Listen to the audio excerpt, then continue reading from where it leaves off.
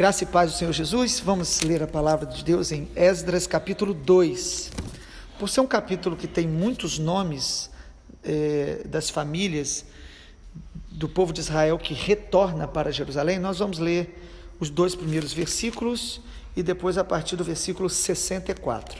Esdras 2, versículo 1. Estes são os filhos da província que voltaram do cativeiro do meio dos exilados que Nabucodonosor, rei da Babilônia, tinha levado para lá.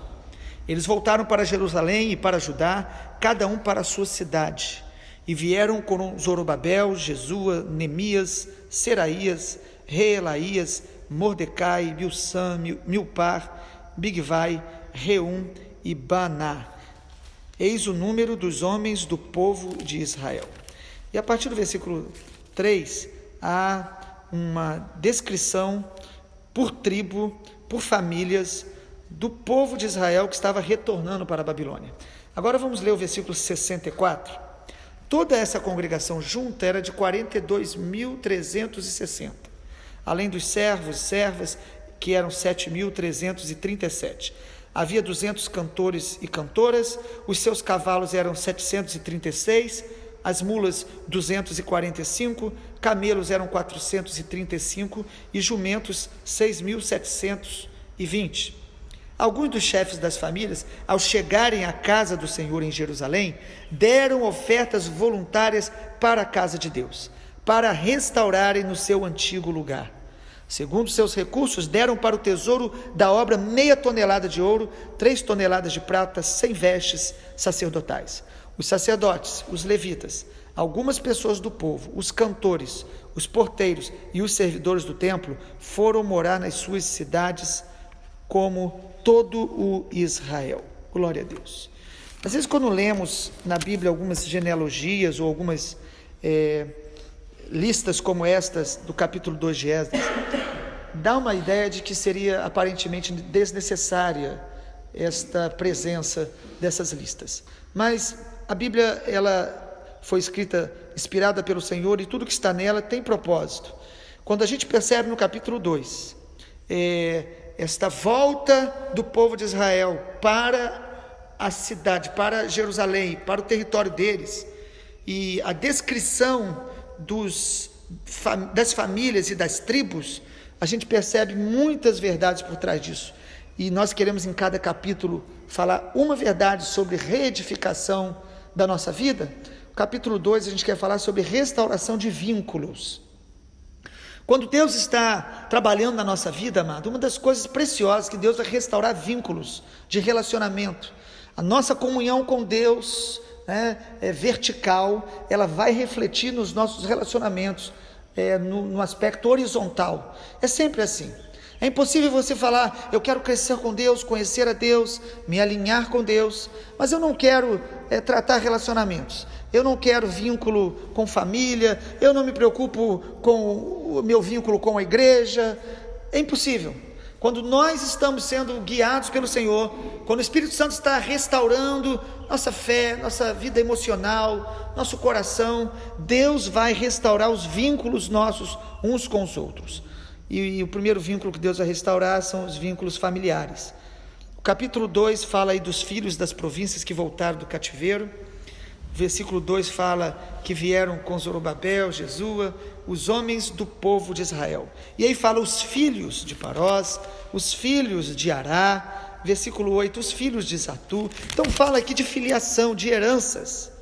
A nossa família passa para nós identidade, passa para nós uma herança espiritual, emocional, que Deus vai tratar. Deus vai nos ensinar a amar a nossa família do jeito que ela é, não esperando que ela mude.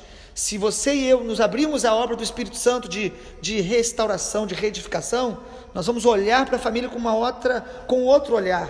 A mesma família, nós vamos olhar com amor, com um olhar de intercessão, com um olhar de buscar em Deus o que nós podemos contribuir para que a família também esteja experimentando esta graça de Deus para os restaurar. A Bíblia fala muito disso. Josué disse, eu e a minha casa serviremos ao Senhor. A Bíblia mostra que aquele que diz crer em Deus e não cuidar dos seus familiares é pior do que o incrédulo. Então, se o Senhor está agindo na tua vida e na minha, nós precisamos pedir ao Senhor: Deus, me mostra como me relacionar com a minha família de maneira profética, sacerdotal, intercessória. Deus, Ele nos colocou na família que estamos com um propósito. Ainda que a tua família seja muito complicada, difícil, quebrada, ferida, se você buscar o Senhor, se você está se voltando para Deus e abrir o coração para o Espírito Santo restaurar a tua vida, Ele vai te dar um amor e um olhar de compaixão pelos seus familiares. Em segundo lugar, o capítulo 2 de Esdras, quando fala de restaurar vínculos, ele fala de restaurar vínculos com liderança. Perceba no versículo 2 que vieram aqui líderes como Zorobabel, Jesua, Neemias, e que o povo estava alinhado com aqueles líderes. Quando a gente ouve o Senhor, quando a gente se alinha, o coração nosso se alinha com o coração de Deus, com a palavra de Deus, Deus vai nos vincular, nos alinhar com liderança. Nós vamos ter vínculos com líderes, nós vamos reconhecer sempre autoridades delegadas e vamos nos submeter a elas, nós vamos caminhar junto com elas, amado. Cooperar com o plano de Deus sempre vai envolver alinhamento e submissão a autoridades delegadas pelo Senhor. Deus faz isso. Deus é um Deus de princípios. Deus de maneira nenhuma vai te encher do Espírito Santo, renovar sua fé, para você se isolar, para você se tornar alguém que continua falando mal de autoridades, não se submetendo a ninguém, amaldiçoando líderes, sejam espirituais, sejam governamentais. Quando o nosso coração se submete ao Senhor, ao Espírito Santo da verdade, o Espírito Santo vai nos levar a nos submeter à palavra de Deus, e a palavra de Deus nos alinha à liderança, vínculo com a liderança, com a visão que Deus está dando aos líderes que o Senhor nos vincula. Nós vamos cooperar com a visão que Deus dá à liderança, porque Deus levanta pessoas para nos encaminhar debaixo de direções. Deus nos concede pastores. Jeremias 3,15, ele diz: eu vos concederei pastores segundo o meu coração, que apacentem com sabedoria e inteligência. São homens limitados, são homens que precisam de oração, de ajuda, de conselho. Ninguém é absoluto, ninguém é dono da verdade, mas nós não podemos viver nos autopastoreando ou conspirando contra lideranças. Quem se alinha ao coração de Deus vai ter relacionamento saudável com a liderança. Sabe, Colossenses 4,11, o apóstolo Paulo fala de pessoas que eram lenitivo para ele, era um alívio, conforto. Precisamos ser assim para os nossos líderes, apoiadores, fortalecedores. Filipenses 2,22, o apóstolo Paulo chama irmãos daquela igreja como filhos espirituais, pessoas que têm aquele vínculo amoroso, paterno, né? Eu gosto também muito de 1 Tessalonicenses 2,13, o apóstolo Paulo diz que aquela igreja ouvia ele como se fosse o próprio Deus. Que responsabilidade! Lógico que a Bíblia não está falando aqui daquela liderança abusiva, déspota, dizendo: olha, tudo que eu falar você tem que obedecer. Mas, amado, quando a gente reconhece que Deus nos deu líderes, nós vamos ouvi-los com uma atenção mais respeitosa. Nós vamos dar atenção ao que eles estão falando. Eles erram como nós erramos, mas nós precisamos ter pessoas que a gente reconhece que Deus alinhou ao nosso coração nesse processo de reedificação, de direção, e que nós vamos dar atenção especial. Nós vamos parar. Eu louvo a Deus, eu tenho 2 pastores que são mentores na minha vida, que me encaminham, que me ensinam, que me dirigem. Eu louvo a Deus, eu tenho um pastor que é um nosso líder na visão missionária, pastor Jonathan dos Santos, um homem de Deus, que a gente está sempre em contato, procurando ouvir, e quando podemos estar juntos, como a gente aprende? Nós precisamos, amado, de ser alinhados com a liderança espiritual. Perceba também no capítulo 2, que além das nossa herança familiar e a nossa herança com comunhão com os líderes, também nós precisamos entender que quando Deus nos restaura, Ele vai restaurar os nossos vínculos com o ministério, com a nossa obra a ser feita, o chamado. Olha no versículo 40, os levitas, filhos de Jesua, fala dos levitas. Versículo 41 de Esdras 2, os cantores. Versículo 42, os filhos dos porteiros. Deus não apenas desperta aquelas famílias a voltar para a terra deles, para começar a restaurar o altar, o templo, mas Deus os desperta e os encaminha de acordo com ministérios. Cada um dentro da sua tribo tinha tinha propósitos específicos a serem executados. Amado, Deus colocou cada um dentro do corpo dele para propósitos específicos, para servir, para cooperar. Às vezes a gente usa a palavra servir como se fosse tão pequena, e Jesus disse: eu vim para servir e não para ser servido. E servir no seu ministério, no seu talento, servir às vezes naquilo que está precisando no momento. Talvez não seja o que você mais gostaria, mas está precisando, e você está cooperando com o que o Senhor está fazendo. Nós percebemos na Bíblia que Deus, ele dividiu o povo de Israel em 12 tribos. A de José também acabou sendo duplicada em 2, Manassés e Efraim, seus filhos. Mas é interessante que, para você entender a questão do alinhamento de Deus, como que Deus é um Deus organizado.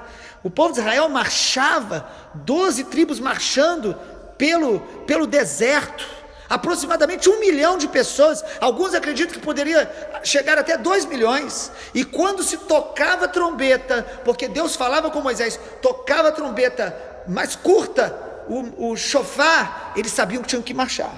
E quando tinha um toque longo do chofar, eles sabiam que tinham que parar, porque a nuvem do Senhor tinha parado. E eles tinham que acampar ao redor do tabernáculo, e acampavam tudo organizado.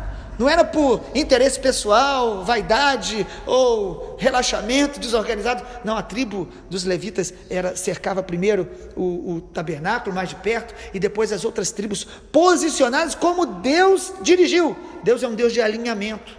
Ele quer alinhar o nosso coração com o dele, o nosso coração com as autoridades, com a nossa família, em oração, em amor, e o nosso coração com o propósito dele, para que a gente trabalhe junto com o corpo de Cristo, perceba o que Deus está fazendo na igreja local, na cidade, na nação, nas nações, e de alguma forma a gente seja parte daquilo que Deus está fazendo. Sabe, amado, reedificação da vida espiritual tem propósito.